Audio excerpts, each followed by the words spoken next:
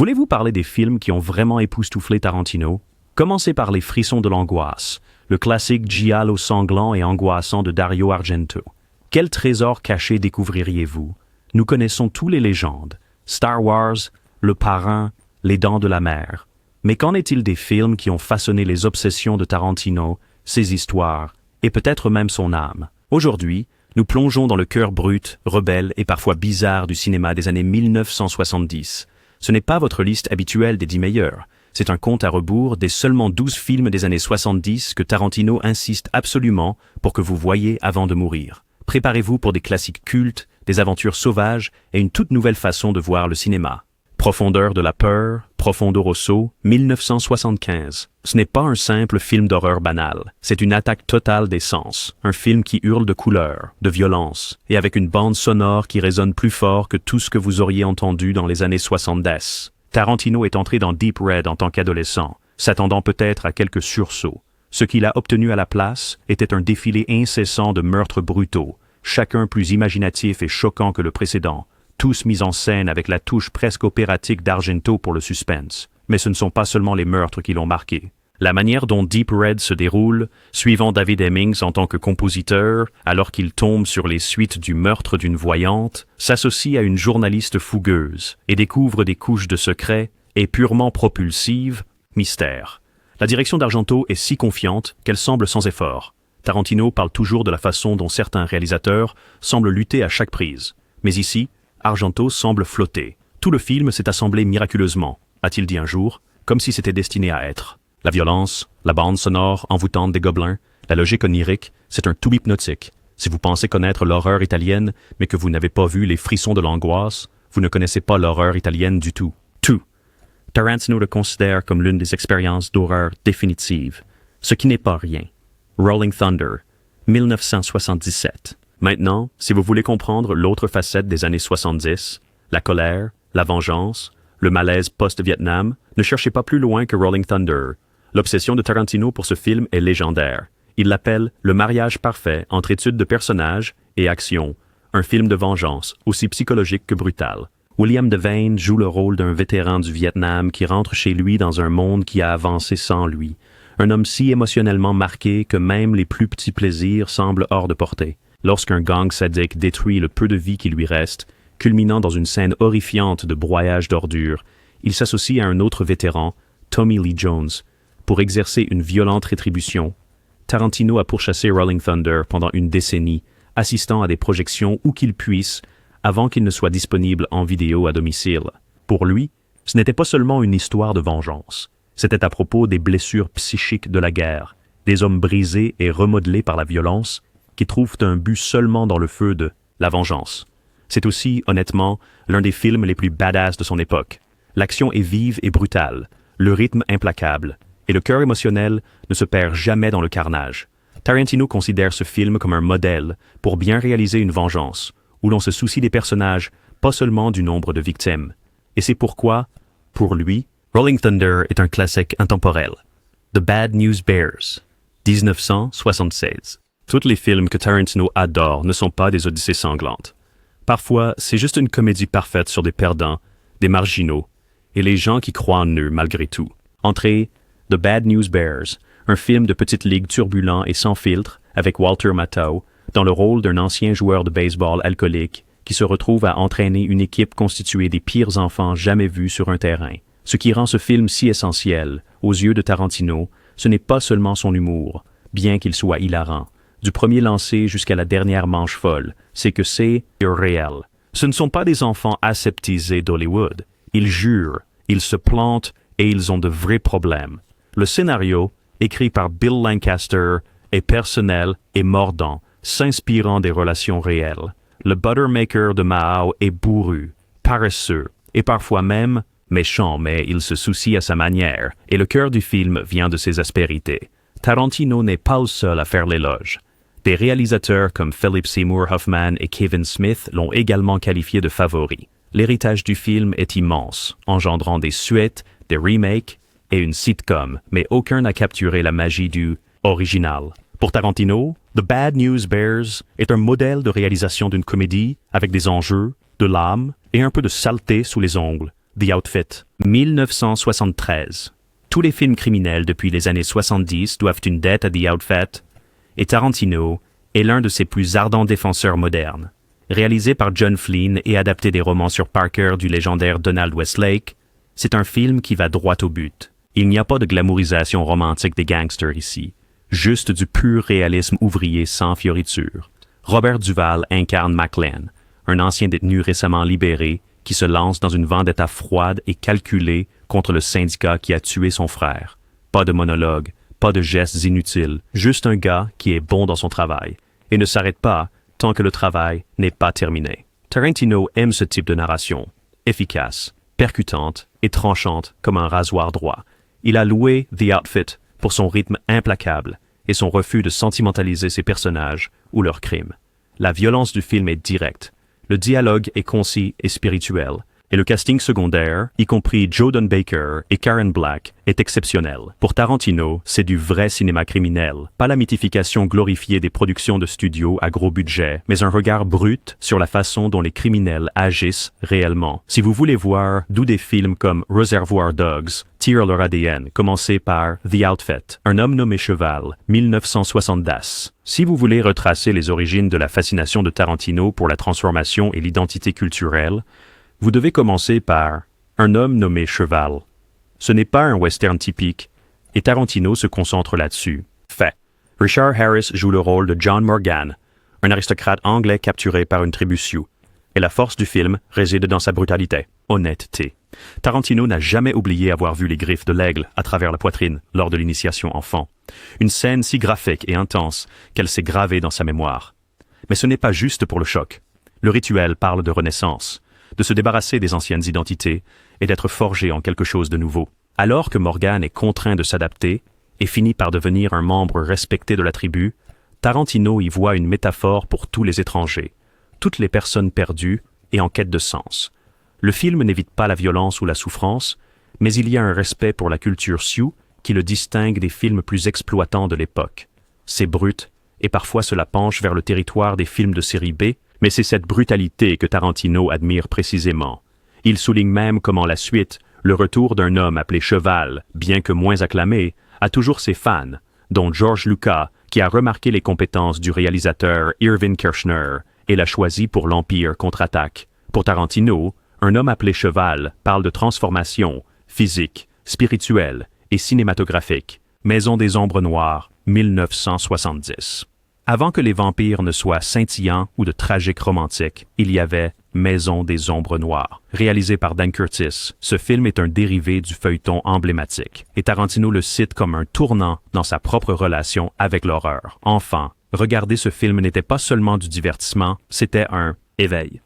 Barnabas Collins de Jonathan Fried, accidentellement libéré de son cercueil, était quelque chose de nouveau. Un monstre qui était aussi étrangement sympathique, piégé par sa propre faim et hanté par des secrets de famille. Tarantino se souvient d'avoir fixé l'écran, bouche bée, à peine capable de croire ce qu'il voyait. House of Dark Shadows était kitsch, bien sûr, mais c'était aussi un pur film d'horreur gothique, imprégné d'atmosphère et de spectacles sanglants.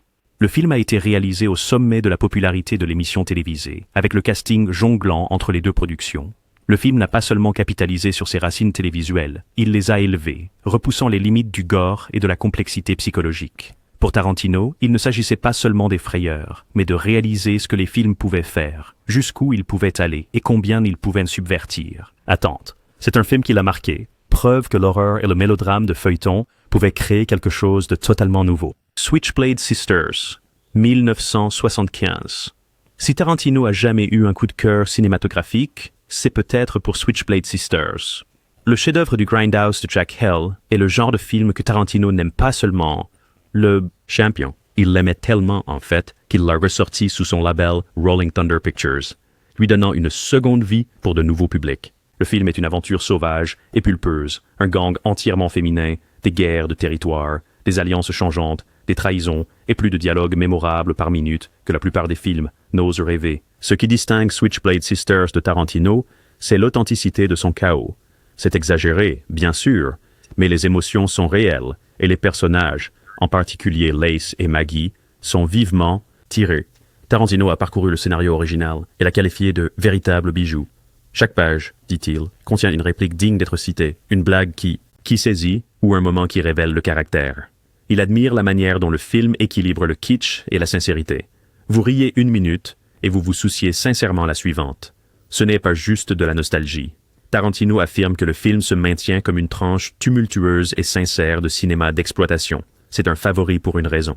Audacieux, sans compromis, et absolument inoubliable, 5 pièces faciles, 1970. Pour Tarantino, peu de films capturent l'esprit d'une Amérique en changement comme 5 pièces faciles. C'est un film sur l'errance, sur le fait de ne pas vraiment s'intégrer nulle part, un sentiment que Tarantino dit était partout dans l'air alors que le nouveau Hollywood prenait fini. Jack Nicholson incarne Bobby Dupea, un ancien prodige du piano qui a tout quitté et tout le monde, vivant maintenant comme ouvrier sur une plateforme pétrolière et essayant de fuir son passé. Ce qui frappe Tarantino, c'est la façon dont le film équilibre la mélancolie existentielle avec des moments de chaleur surprenante. Bobby n'est pas un héros. Il est irritable, égoïste, parfois cruel, mais il est aussi profondément humain. Tarantino cite souvent la légendaire scène du sandwich au poulet dans Le Dîner, comme un exemple parfait de la façon dont un moment simple peut en révéler autant sur un personnage. La sortie du film a été un moment crucial pour Hollywood. Tarantino soutient que si Five Easy Pieces n'avait pas fonctionné, toute l'expérience du nouvel Hollywood aurait pu s'effondrer. Pas de parrain, pas d'exorciste, rien. C'était tout près de s'effondrer. Au lieu de cela, la performance de Nicholson, la mise en scène épurée et le sentiment sous-jacent d'inquiétude en ont fait un classique. Pour Tarantino, ce n'est pas juste un film. C'est un tournant dans l'histoire du cinéma. May S.H. 1970. Il y a un moment dans l'histoire du cinéma où les frontières du genre et du ton sont simplement brisées, et May S.H. en est un excellent exemple. Tarantino ne mâche pas ses mots à ce sujet.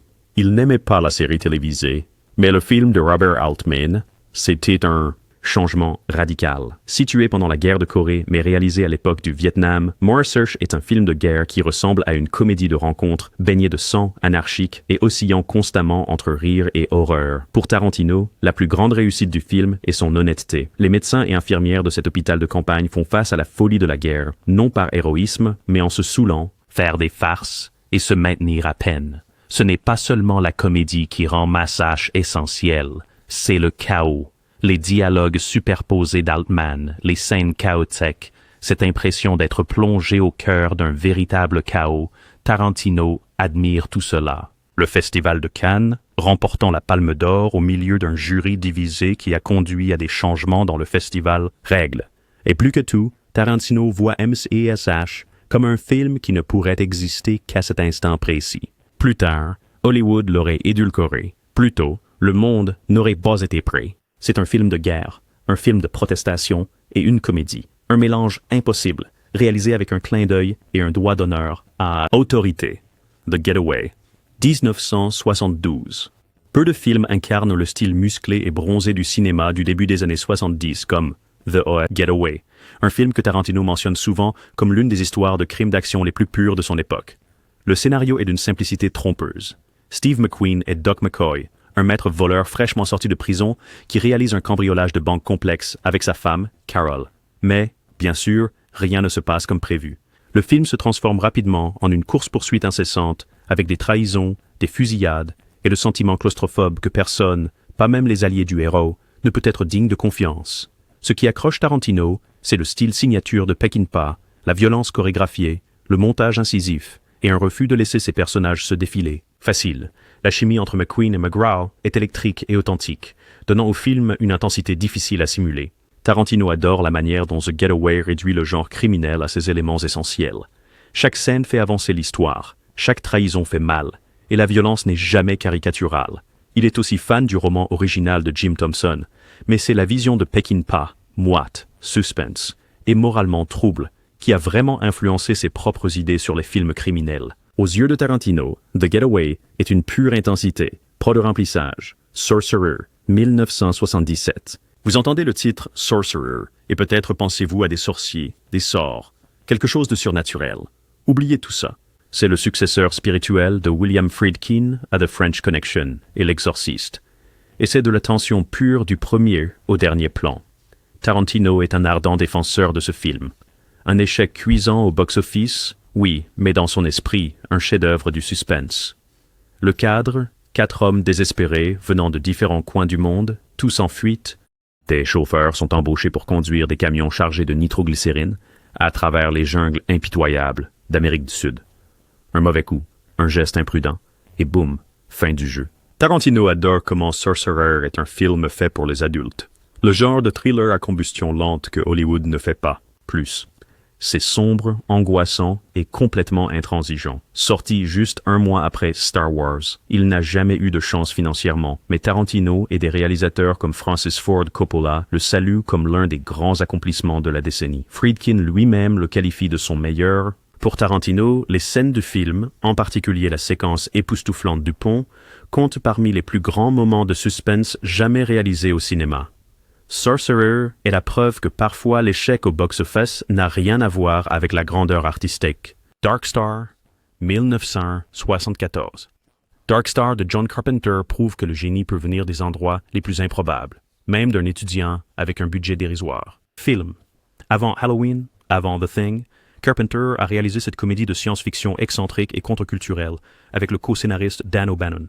Le postulat, une petite équipe en mission pour détruire des planètes instables, devient de plus en plus désabusé et déséquilibré chaque jour. Il y a un extraterrestre qui ressemble étrangement à un ballon de plage, une angoisse existentielle au sujet du nettoyage de votre sous-vêtement dans l'espace, et un type d'humour de fumeur qui semble à la fois daté et étrangement intemporel. Tarantino voit Dark Star comme un classique de l'ère hippie, anti-establishment, un film qui renverse la grandiosité de 2001, l'Odyssée de l'espace.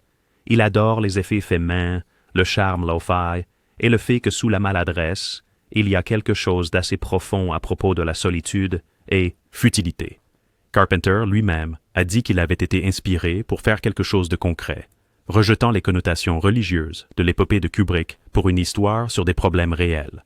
Tarantino l'appelle un chef-d'œuvre, et on peut voir pourquoi. C'est drôle, subversif et débordant de l'énergie créative qui définirait plus tard une génération entière de réalisateurs de genre. Si vous voulez voir où Carpenter et peut-être un tout nouveau type de science-fiction sont nés, commencez ici. Alors, voilà, les 12 films des années 1970 sauvages et indomptés que Quentin Tarantino pense que chaque véritable amateur de cinéma doit vivre. Chacun a changé la donne, réécrit les règles ou s'est gravé dans la mémoire d'un futur maître-conteur. Lesquels avez-vous vus? Lesquels ajoutez-vous à votre liste de visionnage maintenant? Faites-le nous savoir dans les commentaires ci-dessous, et si vous voulez plus d'exploration approfondie, de classiques cachés et de secrets cinématographiques, assurez-vous d'aimer cette vidéo, de la partager avec vos amis cinéphiles et de vous abonner à notre chaîne. Jusqu'à la prochaine fois, gardez les yeux ouverts, et souvenez-vous, les vrais classiques n'attendent qu'à être découverts.